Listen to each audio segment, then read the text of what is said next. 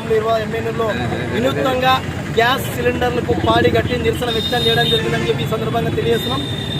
దేశవ్యాప్తంగా దాదాపు 32 కోట్ల మంది వినియోగిస్తున్నటువంటి గ్యాస్పై 6 రూపాయలు పెంచడంతో దాదాపు 9,100 కోట్ల రూపాయలు ఇవాళ ప్రజలపై భారాలు పడడం జరిగింది. అదే సందర్భంలోనే డీజిల్ పెట్రోల్ ధరపై కూడా 2 రూపాయలు పెంచడంతో దాదాపు దేశవ్యాప్తంగా 32,000 కోట్ల రూపాయలు ప్రజలపై అదనపు భారం పడుతుందంటే దాదాపు ఒక రోజులోనే 41,000 కోట్ల రూపాయలు ప్రజలపైన భారాలు మోపడం జరిగింది.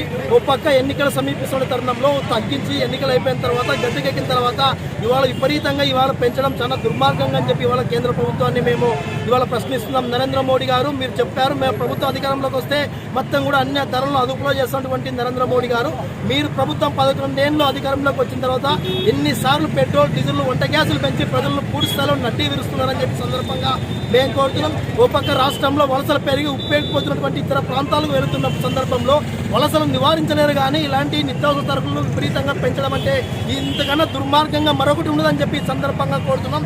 అదే ఈ రాష్ట్రంలో సందర్భంగా ఈ యొక్క మాయా కూటమి ప్రభుత్వం సంబంధించి అధికారంలోకి వస్తే 3 సిలిండర్లు ఇస్తామని చెప్పినటువంటి ఈ యొక్క చంద్రబాబు నాయుడు గారు మీరు సంవత్సరానికి 3 సిలిండర్లు ఎవరికి ఇస్తున్నారో ఎవరికి పోతున్నారో తెలియదు కానీ దానికి సంబంధించినటువంటి యొక్క సబ్సిడీ కూడా రావడం లేదు. పైగా ఇప్పుడు 50 రూపాయలు పెంచితే ఇవాళ గ్యాస్ సిలిండర్ కొనాలనా లేదని చెప్పి ప్రజలు పూర్తిగా ఇబ్బందులు పడుతున్నారు.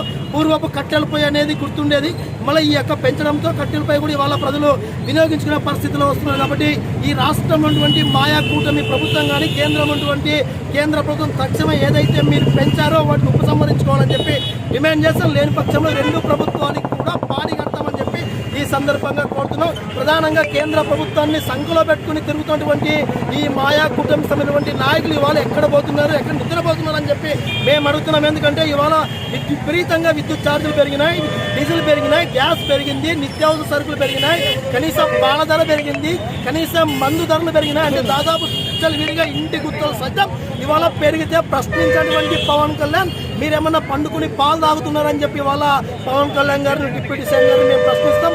ఇదే చంద్రబాబు నాయుడు చెప్పారు మన కూటమి వస్తే ప్రజలపై ఎటువంటి భారాలు వేయం, మమ్మల్ని నమ్మండి సంపద సృష్టిస్తామని చెప్పినటువంటి చంద్రబాబు నాయుడు అయ్యా సంపద సృష్టిస్తామంటే ఏమో అనుకున్నాం కానీ సంపద ప్రజలపైన భారాలు మొత్తం అనుకోలేదు.